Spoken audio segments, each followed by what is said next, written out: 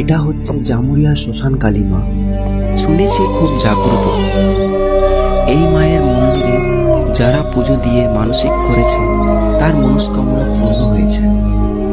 বহু বছর থেকে এখানে বেশ জাঁকজমকভাবে মায়ের পুজো করা হয়। কালী পুজোর দিন এই শ্মশানটা আর শ্মশান মনে হয় না। চারপাশটা ঝকঝকে লাইটের আলোয় ভরিয়ে দেওয়া হয়।